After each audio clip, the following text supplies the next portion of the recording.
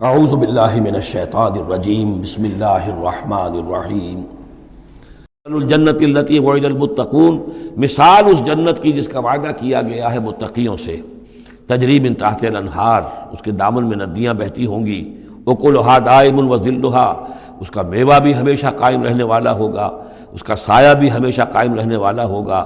تلک عقبی الذین اتقوا، یہ ہے ٹھکانہ اور یہ ہے بدلہ ان لوگوں کا، یہ ہے انجام ان کا جنہوں نے تقوی کی روش اختیار کی۔ وعقبی الکافرین النار، اور کافروں کا ٹھکانہ اور ان کا انجام وہ آگ ہے۔ والذین آتیناہم الکتاب یفرحون بما انزل الیک، اور جن لوگوں کو ہم نے کتاب عطا کی تھی وہ خوش ہو رہے ہیں اس چیز سے کہ جو اے نبی آپ کی طرف نازل کی گئی۔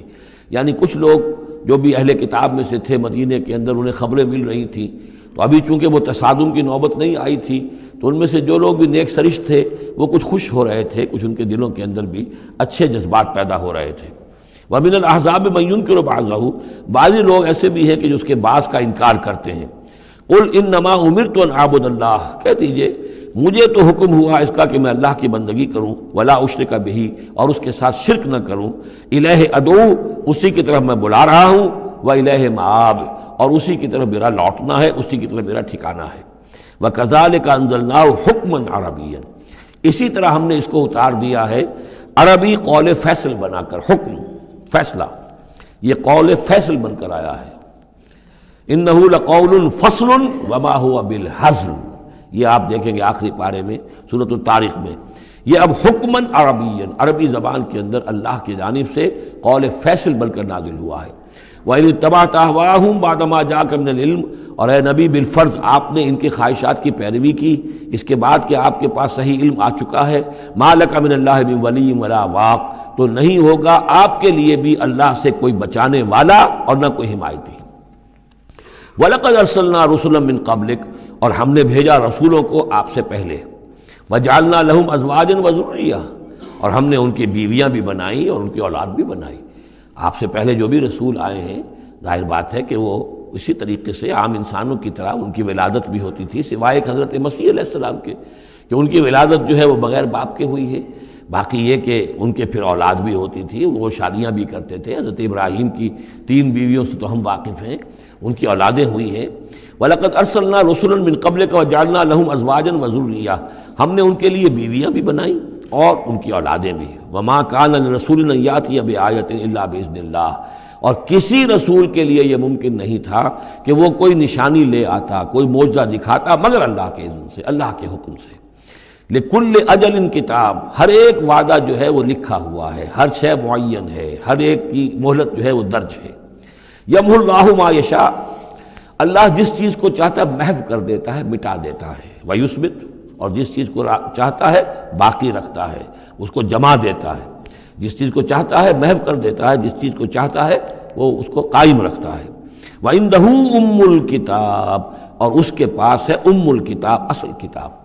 وَإِنَّهُ لَفِي أُمِّ الْكِتَابِ لَدَيْنَا لَعَلِيٌّ حَكِيمٌ، یہ قرآن بھی اس ام الکتاب کے اندر ہے، لَعَلِيٌّ حَكِيمٌ، اسے آپ لوح محفوظ کہیں، ام الکتاب کہیں، کتاب مکنون کہیں، اصل قرآن وہاں ہے۔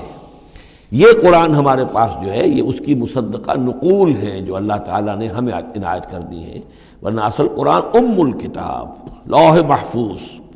وَعِندَهُ أُمُّ الْكِتَابِ، اور وہ ام الکتاب جو ہے اصل کتاب، کتاب کی جڑ یا جڑ والی کتاب، وہ وہاں اللہ کے پاس ہے۔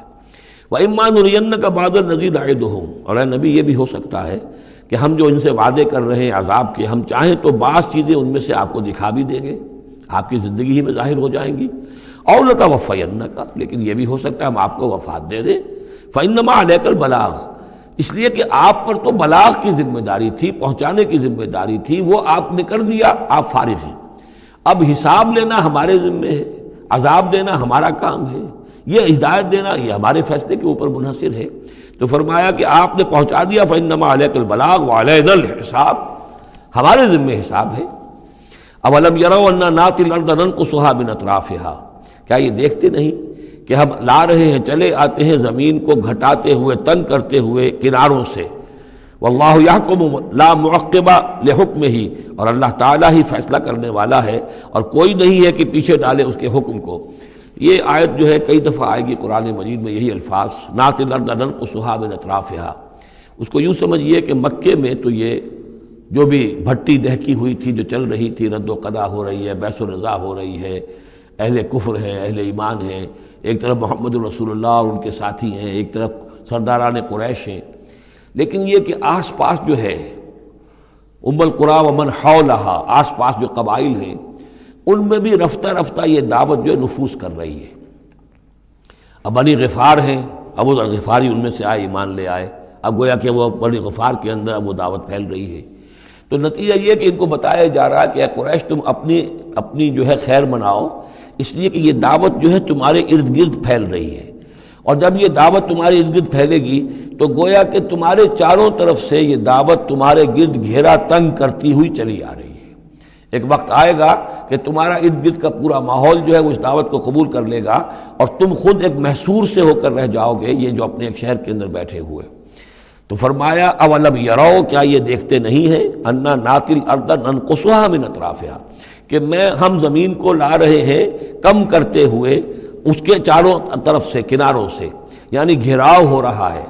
یہ گھیراؤ پھر بہت شدید ہو گیا ہجرت کے بعد، جب حضور صلی اللہ علیہ وسلم نے ان کے جو تجارتی شاہراہوں کو مخدوش بنا دیا، اکنامک بلاکیڈ کیا ان کا۔ دوسرے یہ کہ پھر آپ نے آس پاس کے جو بھی وہ جو قبائل تھے ان کے ساتھ صلح شروع کر دی، معاہدے کرنے شروع کر دیے۔ تو پہلے یا وہ قبیلے جو ہیں قریش کے جو حلیف تھے اب وہ حضور کے حلیف بن گئے، اور یا یہ کہ وہ نیوٹرل ہو گئے کہ ہم نہ تو آپ کا ساتھ دیں گے قریش کے خلاف اور نہ قریش کا ساتھ دیں گے آپ کے خلاف۔ اس سے بھی زون آف انفلوئنس ان کا کم ہوتا جا رہا تھا۔ تو اکنامک بلاکیڈ جو آپ نے کیا، اور دوسرے پولیٹیکل زون آف انفلوئنس جو ان کا کم ہو رہا تھا، اس سے ان کا پولیٹیکل آئسولیشن ہو رہا ہے، یہ بھی گویا کہ زیادہ محسوس ہو گیا ہے ہجرت کے بعد۔ اور یہ منہج انقلاب نبوی نامی کتاب میں میں نے تفصیل سے اس پر بحث کی ہے، اور فلسفہ انقلاب جو ہے، بلکہ کہنا چاہیے فلسفہ سیرت کے اعتبار سے یہ بہت اہم موضوع ہے، بہت کم لوگوں نے اس پر توجہ دی ہے۔ اولم یروا انا ناتی الارض ننقصها من اطرافها واللہ یحکم، اور اللہ ہی فیصلہ کرے گا، بالآخر آخری فیصلہ اسی کی طرف سے ہوگا۔ لا معقب لحکمہ، کوئی نہیں ہے جو اس کے حکم کو پیچھے ڈال سکے۔ وہو سریع الحساب، اور وہ حساب لینے میں بھی بہت جلد کرتا ہے، جلدی تیزی ہے حساب لینے میں۔ وقد مکر الذین من قبلہم، اور ان سے پہلے جو تھے انہوں نے بھی بڑی چالیں چلی تھی، بڑی اسکیمیں بنائی تھیں، بڑی سازشیں کی تھیں، بہت کچھ انہوں نے بھی اپنی پلاننگ کی تھی انبیاء اور رسل کی دعوت کو روکنے کے لیے۔ فللہ المکر جمیعا، یہ سارا کا سارا مکر جو ہے اللہ کے اختیار میں ہے، کسی کی چال چل نہیں سکتی جب تک اذن رب نہ ہو، اور گویا کہ اللہ تعالیٰ جو ہے ان کی تمام چالوں کا احاطہ کیے ہوئے محیط ہے۔ یعلم ما تکسب کل نفس، وہ جانتا ہے ہر ذی نفس جو کچھ کماتا ہے، ہر انسان جو کمائی کرتا ہے، ہر جان جو کمائی کرتی ہے وہ اس کے علم میں ہے۔ وَسَيَعْلَمُ الْكُفَّارُ لِمَنْ عُقْبَى الدَّارِ، اور ان قریب معلوم ہو جائے گا ان کافروں کو کہ وہ پچھلا گھر، عاقبت کا گھر کس کے لیے، یعنی اس کی خیر، اس کی بھلائی، اس کا عیش، اس کا آرام کس کے لیے ہے۔ يَقُولُ الَّذِينَ كَفَرُوا لَسْتَ مُرْسَلًا، اور کہتے ہیں یہ لوگ جنہوں نے کفر کیا، اے نبی صلی اللہ علیہ وسلم، لست مرسلا، تم ہرگز رسول نہیں ہو۔ قل کفی باللہ شہید بینی و بینکم، کہہ دیجئے اللہ گواہ کافی ہے میرے اور تمہارے درمیان، وہ جانتا ہے میں اس کا رسول ہوں، اور اس کا جاننا میرے لیے کافی ہے۔ وَمَنْ عِنْدَهُ عِلْمُ الْكِتَابِ، اور جن کے پاس کتاب کا علم ہے وہ بھی جانتے ہیں، يَعْرِفُونَهُ كَمَا يَعْرِفُونَ أَبْنَاءَهُمْ، اللہ تو جانتا ہی ہے جس نے مجھے بھیجا ہے، اور میرا معاملہ اسی کے ساتھ ہے، وہ جانتا ہے، لہذا میرا جو بھی معاملہ اس کے ساتھ صاف ہے۔ باقی یہ کہ جو علم جن کو دیا گیا، جن کے پاس علم کتاب ہے،